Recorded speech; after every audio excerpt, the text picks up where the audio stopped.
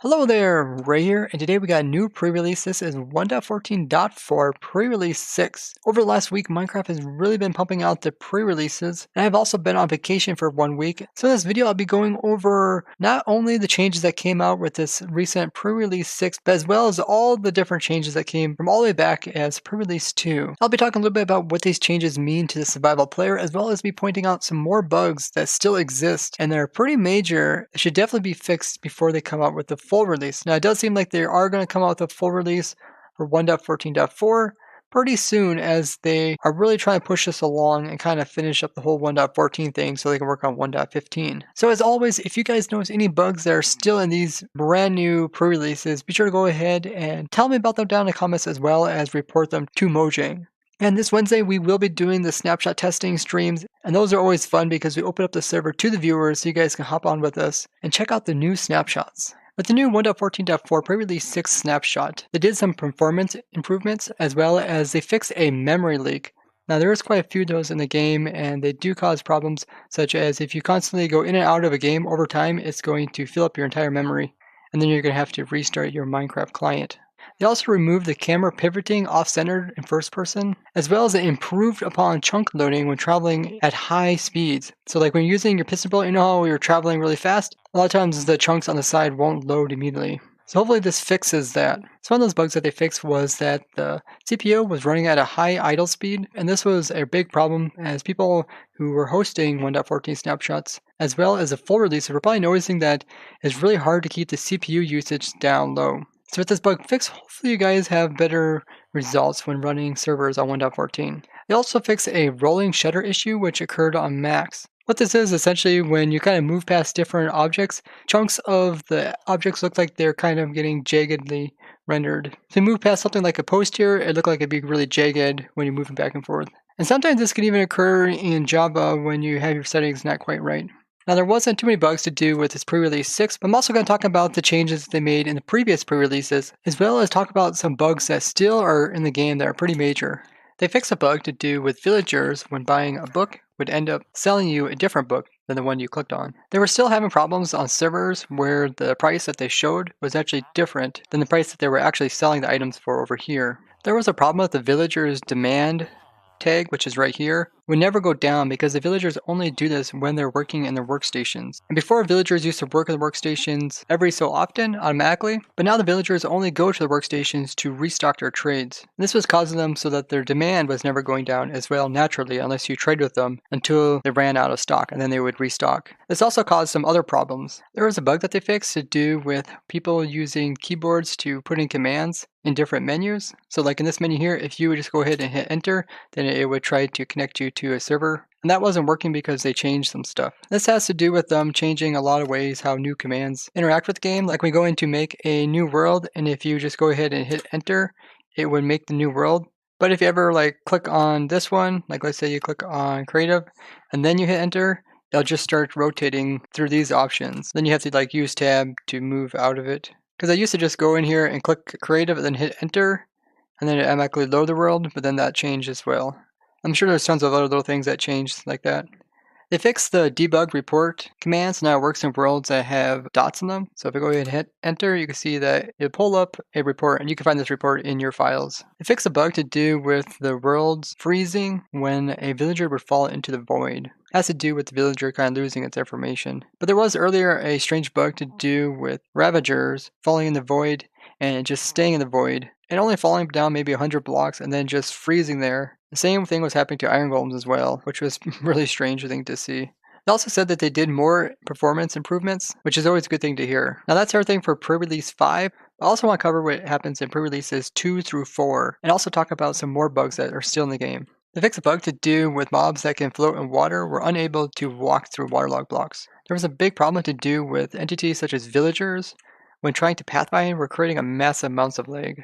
There was a problem to do with villagers when they're naturally spawned in the village. They really have trouble trying to find their workstations or their point of interest. This is because their detection radius was too small. Now you might have seen in my last snapshot review video, a villager just kept walking off the edges of cliffs and constantly was falling downwards on the extreme hills, and that was a bug to do with villagers as well as other mobs not avoiding taking fall damage. That's probably why in my Wither Rose farm, you guys were having the Endermite that was sitting on top of the iron bar kept falling off. Typically, he should never walk off the iron bar if it's so high off the ground because he thinks he'll take damage. So hopefully with this bug fixed, we won't have to worry about our Endermites falling off anymore. And I'll just double check it and make sure he is high enough off so he doesn't try to pathfind. But there is a workaround for that problem. It's just put the Endermite in a minecart. They fixed a bug to do with chunks refusing to unload due to incorrect player ticket. And it's never good when a chunk just decides to not unload, because over time you'll accumulate a lot of those and they cause extra lag. Now there was a bug to do with the mouse acceleration being much quicker than it was in prior versions. I kind of noticed this, but I just felt like it was a new 1.14 experience. But people reported this and they said this is actually a thing that was going on. So hopefully you guys noticed your mouse not moving too quickly across your screen. Now you can always go into your mouse settings here and adjust your sensitivity. So if you want to do something really crazy, hyperspeed, I already have my mouse set pretty much to hyperspeed in my Windows settings just because I like everything really fast so I don't have to constantly be moving my mouse a lot on my pad. It's always good to just do less movement with your hands. And this has to do with one of the changes, which is the raw input, which you can do right here. So you can turn it off or you can turn it on. They fixed the debug report so that it will report and actually make a file even if the name of the world has a space in it. And they also did some other changes in pre-release 2, including that villagers now will stock more items. So before, I think the most amount of items that they would store is 8. I think that's the same amount that they would buy as well, around 8 items, and then they would just completely not take in any more items. They also fixed it so that the villagers will now remember their gossip after becoming a villager zombie. And the gossip is just the information that they spread among each other. They also did improvements to villager pathfinding, and they changed it so the villagers can now work without having to restock at the same time. It also changes so that if you went ahead and converted a villager zombie into a villager, they'll continue to gossip about this player who helped them much longer than they did before. This has to do when you have a zombie villager and you convert it over into a villager, it will actually reduce its prices because you helped it turn back into a villager, and it'll actually share that with other villagers nearby and you can lower the prices of your villagers. Now they're having a real problem to do with loading some chunks, causing a massive amount of lag that doesn't go away until the server is restarted. And they're trying to fix this bug and it's still partly not fixed, so hopefully they continue to look into that. Now in pre-release 4, they fixed a lot of bugs as well. They fixed the incorrect pillager texture as well as the reload command, and also the force load command are now available to game masters. This just means they don't have to be opt to use those commands. And this also does do some changes that they did with the properties of servers. So now they have something called function permission level, which allows you to set the level of different commands. And this controls which commands people can use in functions without having to be like the server op. Now they fixed a really major bug to do with villagers as they were not really shutting out their doors all the time when going through them. So that should allow it so maybe villagers and vindicators can't just walk in on them so easily now. They fixed a bug to do with fishes that come from the buckets. We're actually counting towards the aquatic mob cap. This was preventing normal mobs from spawning in the water. And this bug has been kind of in 1.14 for quite a while. It's a good thing that they fixed this because one of the things we want to do on the project server is to collect all the different types of fish, including all the tropical fish, which is a couple thousand fish. And obviously getting that many, you would have to definitely have a special farm. So you want to make sure that the aquatic mobs are spawning properly in order to capture all these. There was a problem to do with players relogging online, and everything that occurred while they were offline would immediately start happening right as they logged in. So like all the lightning strikes that could have occurred in the area over time would just all strike all at once. So it's a good thing that they fixed this because it sounds pretty nasty. There's a problem to do with tame foxes attacking their owner when the player would hurt themselves. So if I would like somehow damage myself, like shoot an arrow at myself, then the fox would see that I hurted myself and therefore they should attack the person that hurted me and therefore they would attack me. A very strange bug, but they did fix it. Now during our Twitch stream of the 1.14.4 pre-releases, we're doing a lot of testing and Luffy came across something really strange where when you drop a concrete powder over top of something that is waterlogged, such as like this chest here that's waterlogged, it would destroy that item and replace it. I went ahead and went back to pre-release 3 where this still exists to show you guys what it's like. So essentially if I drop this concrete over here, it's going to fall down and replace that chest there, and I got some stuff inside of it. And you can see how all the items go flying out. My box just picked up some items.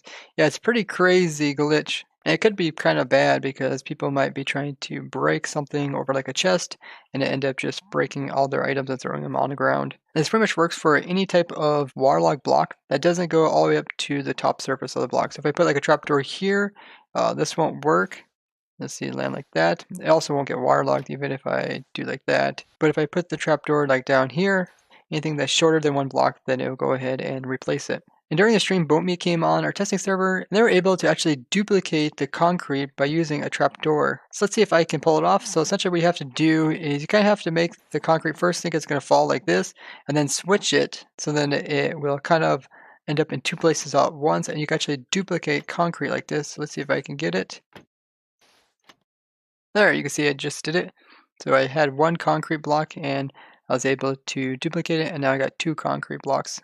Kind of a strange way to duplicate concrete. You can still use sand generators to duplicate them in these versions, but that was pretty funny discovery. And I also did some testing to do with dropping the concrete and pulling items like out of a chest at the exact same time, and we're able to get some ghost items by doing that. Now if you want to see those clips, I'll put links again those different types of ghost items. You can find that down in the description. But the bug was fixed. Now I'm back in pre-release 5, and you see if I drop concrete, it will just pop off as an item. Now the fixed problem to do with functions being able to run commands that normally shouldn't be able to be run, such as like the publish command or like the debug command. Now, they fixed a pretty annoying bug that I seen someone else streaming on Twitch having problems with during the 1.14 snapshots. I believe it was also in some of the 1.14 releases as well, but the person was breaking some logs as they were going downwards, and that old bug that used to kind of like make it so that when you broke a block, the block would still kind of think it's still there and like shove the player off to the side, and over time it would just shove the player off the pillar and you could like fall to your death. I see Mumbo Jumbo also talked about this problem, and this bug was actually fixed, which is great because that was like a really old bug that just somehow got reintroduced just recently. I believe it's Moo Face. She was actually tearing down an iron farm, and she was the one that kind of brought this to my attention, because when she was tearing down like a single pillar of like logs, she was coming ahead and building up just extra scaffolding blocks on 3 sides, just so when she came to the top and would start tearing it down again, she wouldn't actually get shoved off. I thought that was so strange that it took 3 extra blocks to tear down 1 block. But she had good reason for it, and I'm really glad that bug is fixed. So there is still some major bugs to do with villagers. One of them that Grandma Mommy pointed out to me is that villagers can actually lose their beds. And this can actually cause tutor villagers to claim the same bed as well, which causes a lot of problems to do with villagers and villagers breeders, because villagers need to have their own beds as well as dedicate another bed for the babies in order to breed. And beds are also used for iron farms, so you might have problems with iron farms in these pre-releases. Now there's also another problem which is a little bit different. This is villagers lose their beds while sleeping. Babies are born with one parent not knowing where their bed is, which means that that bed can actually be occupied by a baby, can cause further problems, and you eventually have a villager that is not breeding. And Grandma Mommy actually has some videos kind of showing some of this occurring. And she also made a really simple villager breeder which breaks just because of this bug. And you can find that down in the description. Now, over the pre-releases, there's also quite a few bugs to do with villagers, but they're slowly fixing them. Now, if you guys do notice any other major bugs with villagers or anything else that's still in the game, be sure to go ahead and report it and tell me about it down in the comments so I can highlight it in the next video. And hopefully then it will be fixed. But those are all the changes from pre-releases 2 all the way up to pre-release 6. They're really pumping out these pre-releases, which is good to see that they're doing a lot of bug fixing. And they're probably trying to do a full release, but I feel like they still got quite a ways to go. As whenever they're trying to fix problems with the villagers, they're changing the villagers, and therefore it's actually creating some new bugs, which then they have to create new snapshots to try to fix those new bugs. But if you guys did enjoy this snapshot review video, be sure to go ahead and leave a like, as well as share this with someone else that might find this interesting. And if you guys haven't already, be sure to go ahead and subscribe. And if you guys like to take part in the snapshot testing that we do every Wednesday and Friday, you can find my schedule on my Twitch channel. Thank you guys for all watching, and I'll see you guys in the next one. Bye bye.